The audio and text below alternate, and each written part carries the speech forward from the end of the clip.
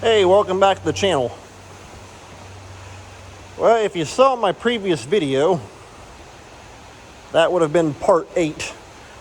This is going to be part 9. You would have seen where that the retainer and that one to fall off there. And so what I did is I took the retainer off, and as you saw there, I got the right size impact socket, put it into the press, and actually flattened this ring here all back out again, because it had gotten kind of tapered over, and so I made it back flat again. And so I just set, in fact, I forgot to actually get the video doing it. What I did though is I took and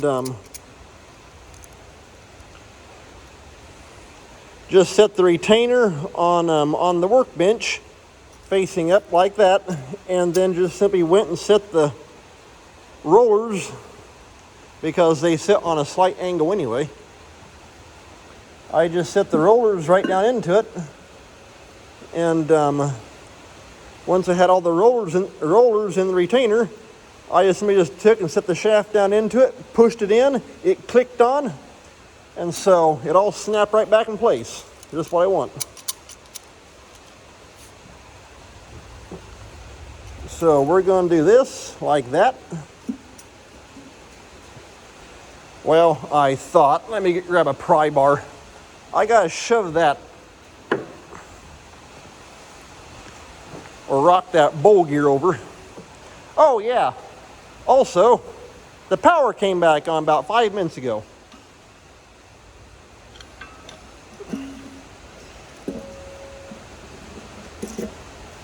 There we go.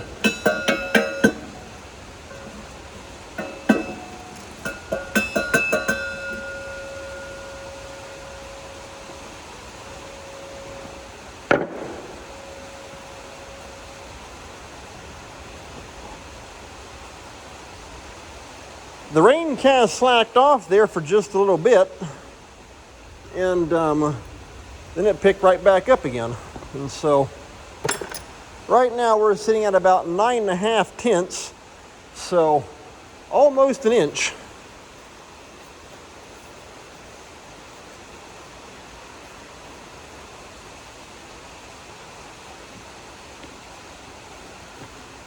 Oh boy, let's see here now. Okay.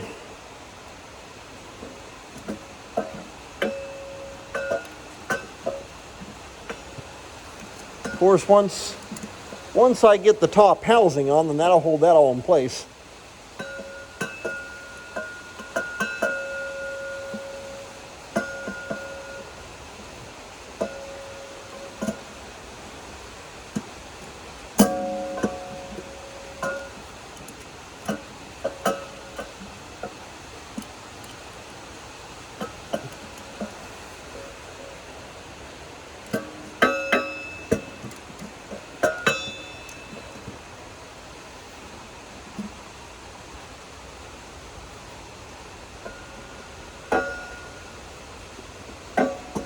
And of course right there's how it, well, naturally this here don't move. This turns inside of this. But that's basically how it's rolling in there as you're going through the field.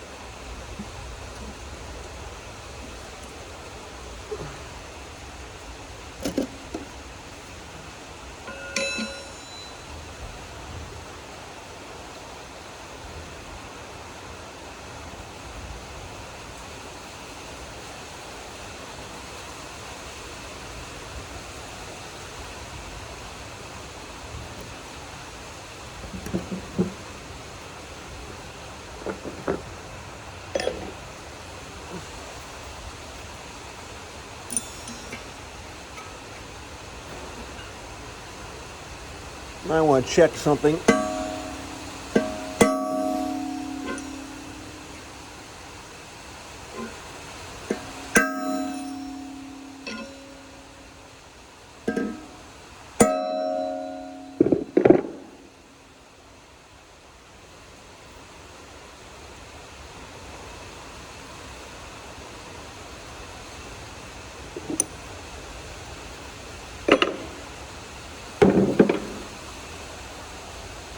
Okay, well, everything feels good.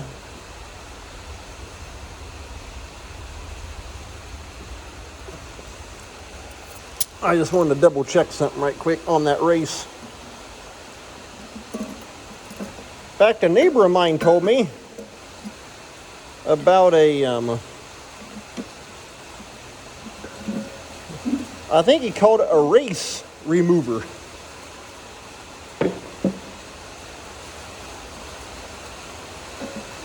Or race installer, something like that. I had never even heard of one. And so I actually want to check something like that out. That sounds kind of neat. Okay, there we go. At first I thought that race wasn't setting just flat in there. However, I think it was just off because I kind of pried this housing away from the bowl gear to get the drive shaft into it. Now that I got the housing back flat, everything's working good. There we go.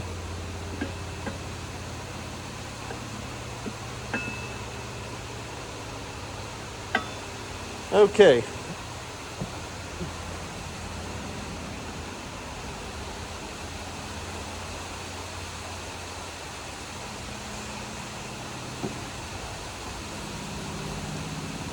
Well, before I put the top on,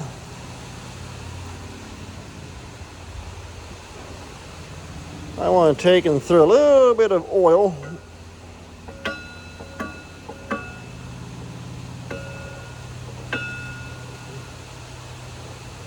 down top that bottom bearing.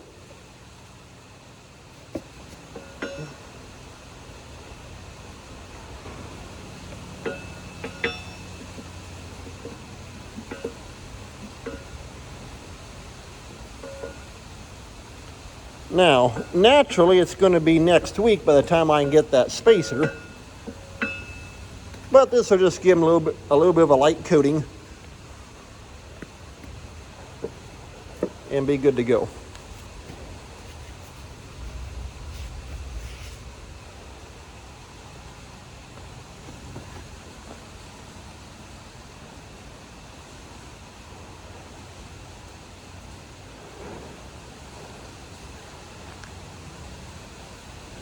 Okay, and the next thing I want to do is take and get this good old gasket maker. Kind of sounds like the wind's picked back up out there. I can hear it kind of rattling the shed doors.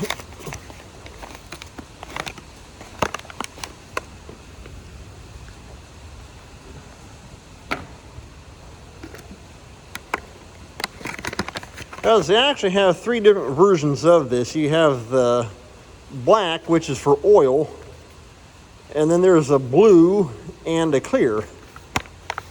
And I think the clear is just like sealing stuff up. And I have seen blue used on gearboxes also, but it's not near as good as the black because it's actually made for oil. And they also make a brown, which I found out if you've seen some of my earlier videos from back in the winter, working on that,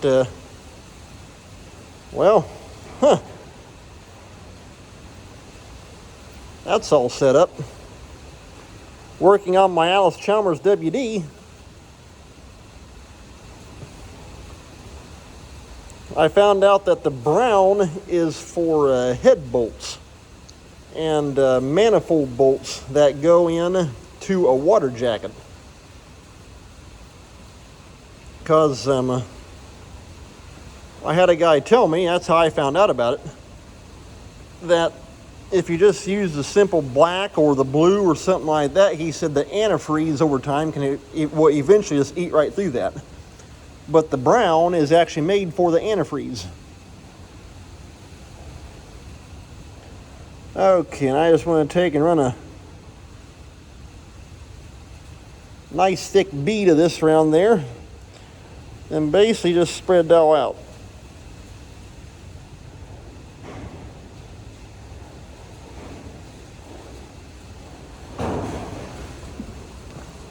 Wow.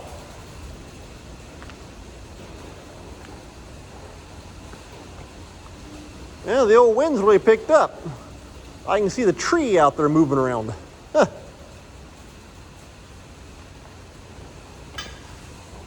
Kind of rattles the shed doors.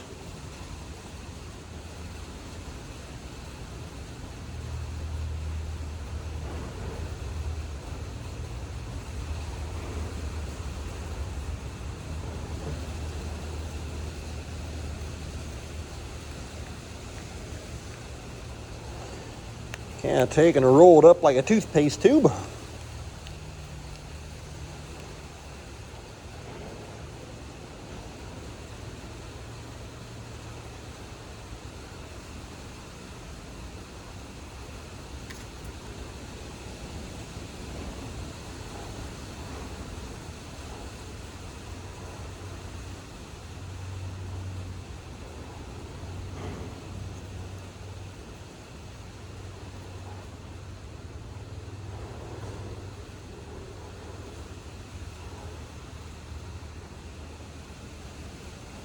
Okay, that one's all out. But what I'm going to do, we did the same thing on the left side, is I'm just going to take and just spread that all over that whole entire thing. That way you get a good seal. Because like I say, everything else now, it'll be just that spacer, and that fits right down through there, right around that axle. I'll put the spacer on, and then naturally the bearing goes onto the back of it, and you're good to go. And so like I say, I can at least get this much done anyway.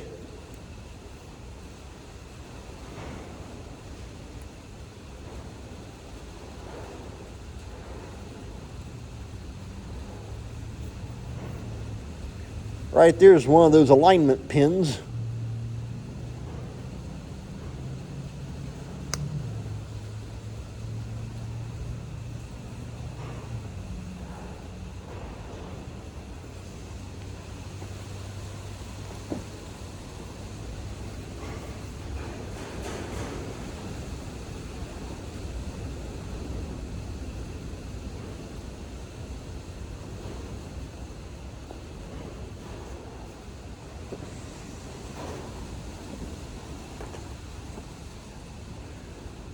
I guess I could have just turned that, but I don't want to take and throw that thing around too much now that I've got everything all set in place.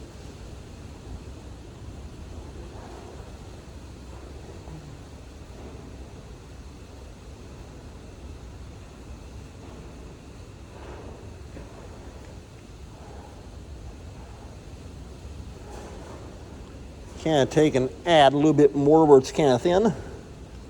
That's where the old tube was running out. Okay, that's got that.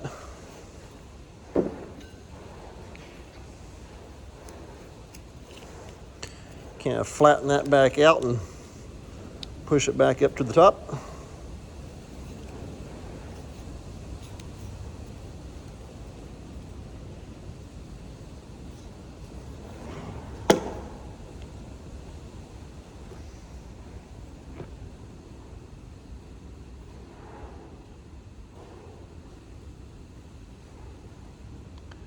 I just want to take and coat it around each one of those bolt holes. There we go. There's a chunk of silicone.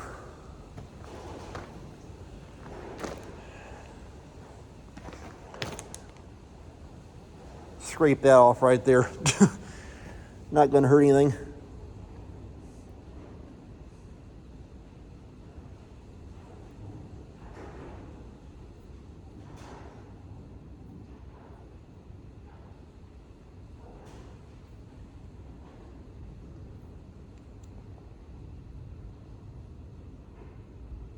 You would have thought they would have maybe have used like a gasket, or like that cork material, that cork gasket material for around this ring, but this is all they had, just silicone around it, and so that works. There was just a little dab. You could see where the oil had kind of leached through just a little bit, not much, but some. And even on the left-hand side where we did this, right at the bottom, you can see just a little. Oh, it's basically all it's done is kind of collect dirt.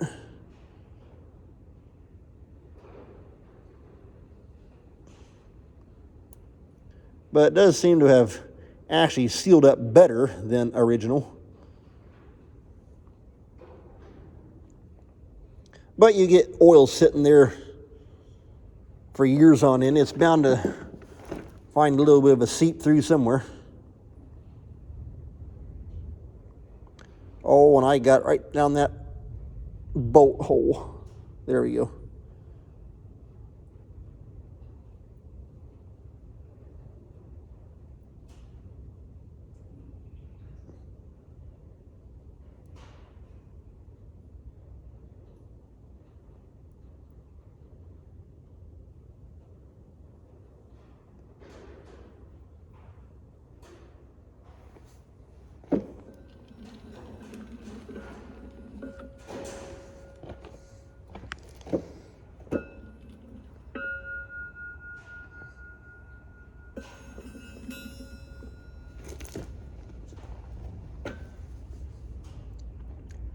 That cast iron has a nice ring to it when you smack on it. You just don't want to hit too hard.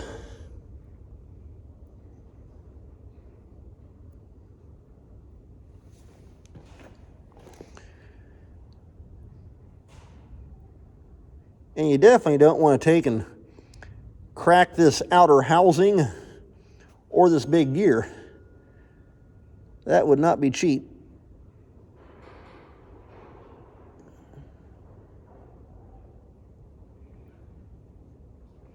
In fact, about the best thing to do would be to see if you could get a good used one.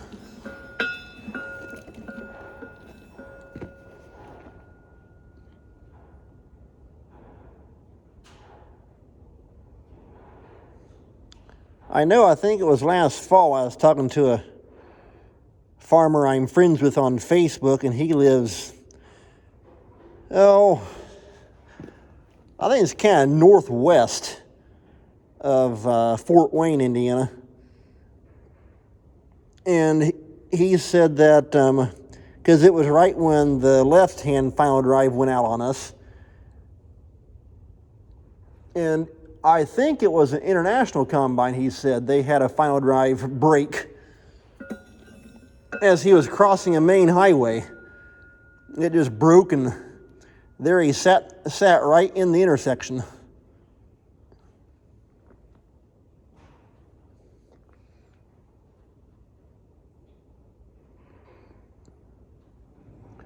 Alrighty, that's got that all painted on there. Because from what I've heard, a lot of those, like 1460 and 1660s, I think, or 1666. From what I've heard, a lot they had maybe either weak final drives, and or what would happen is the guys would take and put those hopper extensions on, which adds a lot more weight to it. In fact, I've actually seen them for these R72s. I've seen guys have them on. But as is, the hopper's rated for right at about 330 bushel. But you go adding those big either Mauer or J&M extensions onto it that really expand it way on up, you're packing a lot more weight on.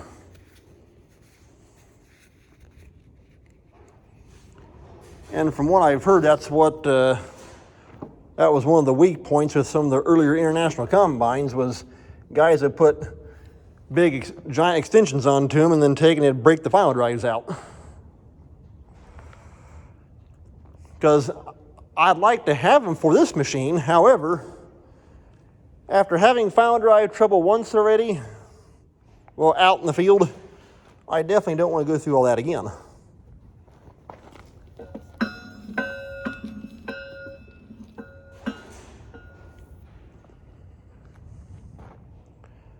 Okay, there's one alignment pin.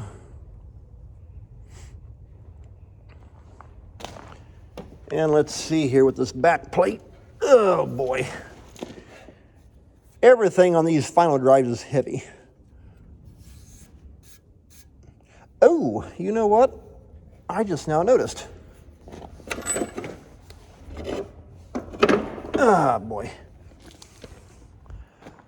I forgot to take my scraper and scrape that off. Okay, well, I'll tell you what, this video here might be just a little bit longer.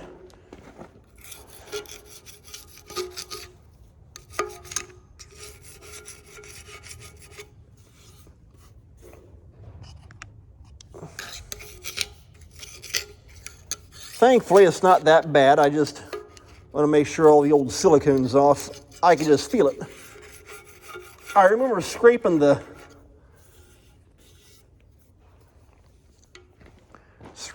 big front housing off, but it doesn't feel like I scraped this back one.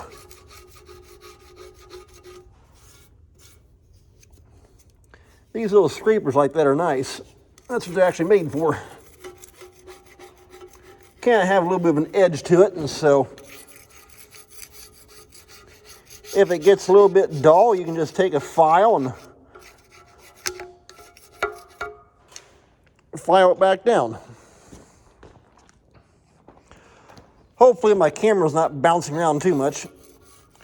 That is one thing I have seen with, well, it'd be the GoPros. They have like auto stabilization. Now that does make it nice. And I don't know, I'm not sure if there's any kind of apps for something like that, or if it actually has to be built into the camera itself, like on an iPhone, like what I got, for auto stabilization for your camera. Alrighty, that's got that all scraped.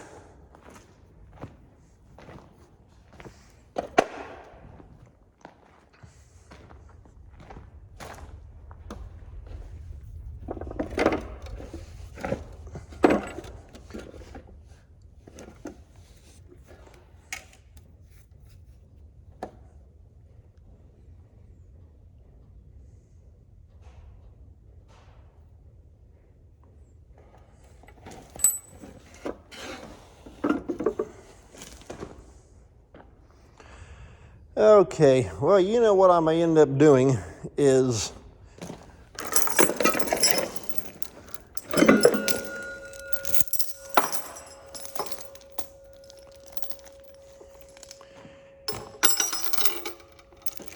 instead of me trying to do all the lifting,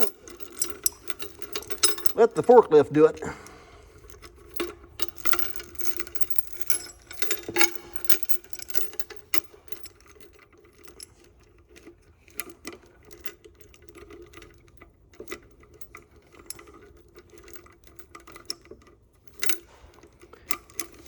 There we go. That chain end's just a little bit sprung. And so is that one. Okay. But if you can get the sit around there just like that, you'll be all right.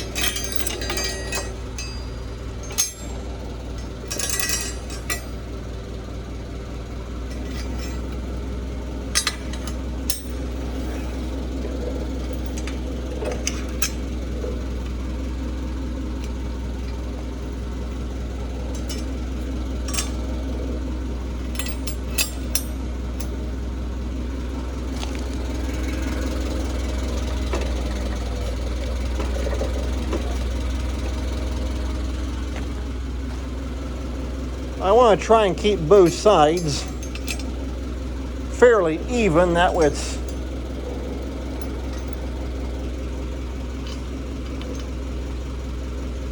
it comes up flat.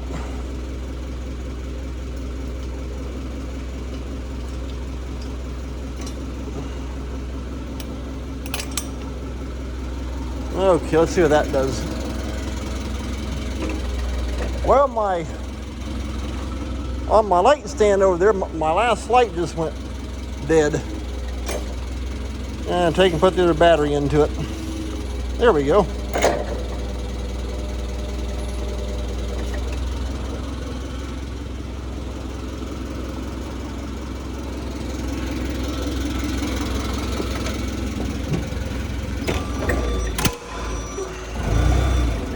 Like I said, this here's going to be a little bit longer video.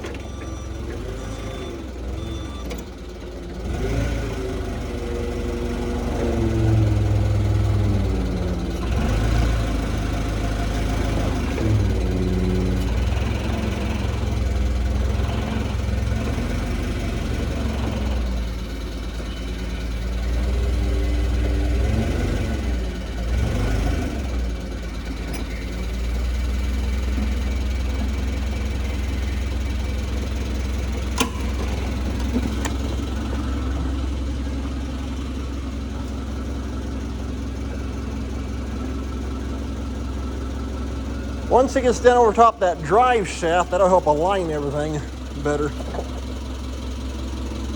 There we go.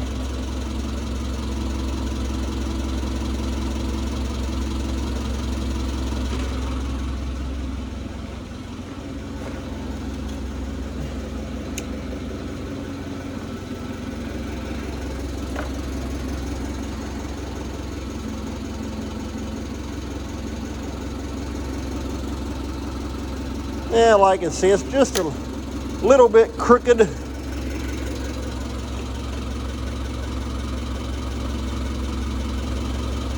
But once I get it down there, I can kind of get it rocked into place.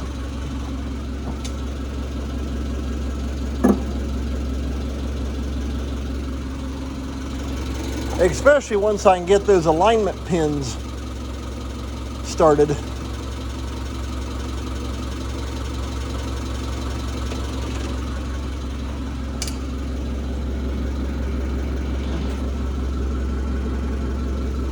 That one looks like it's lining up pretty decent.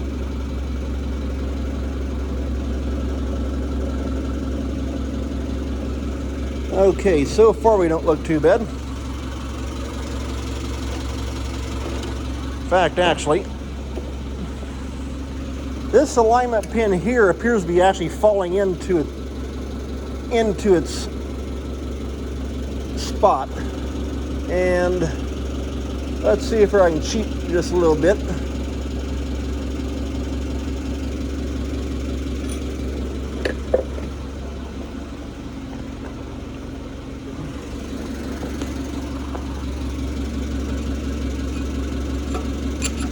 There we are. Drop that punch into a bolt hole.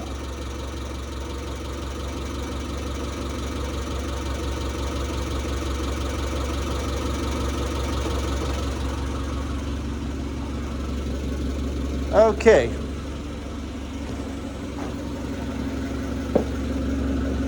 We're up just a little bit on this side. Yeah, one pin has not fallen in. There it went.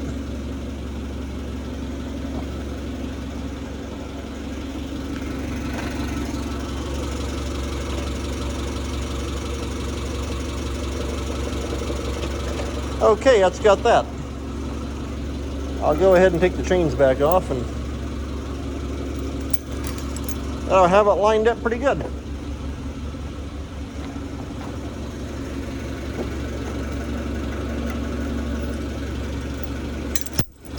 Using the forklift is a whole lot easier to pick it up.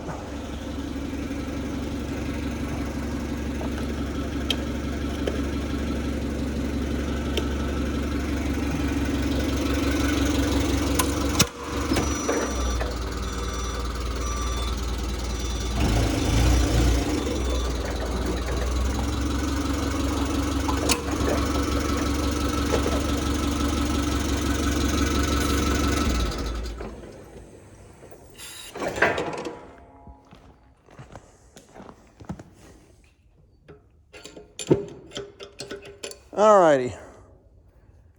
Just kind of got to get those pins to fall in place. However, I think that's pretty much got them.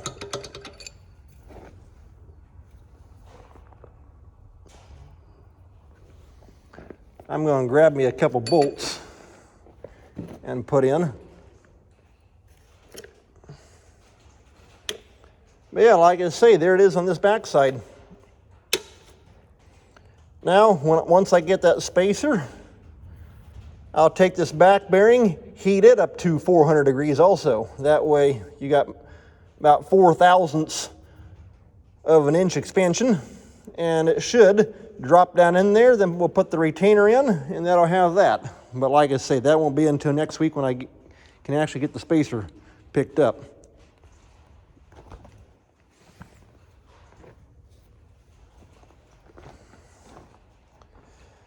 Well, I'll tell you what, instead of trying to use them bolts, how about we just cheat a little bit and do it this way. Set that block on top of those bolt heads.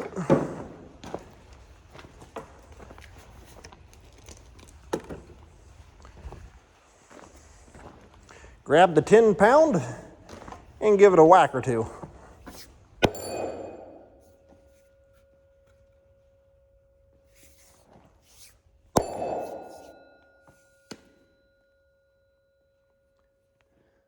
Okay, that got pushed together. We also have a 20-pound sledgehammer too. It's double that size. This is only a 10.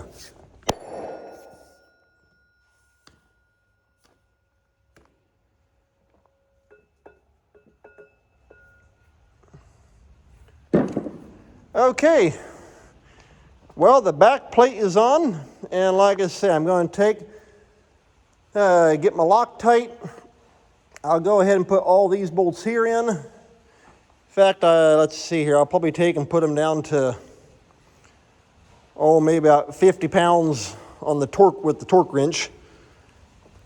These bolts back here, I'm actually going to hold up on that, because that's how you set there's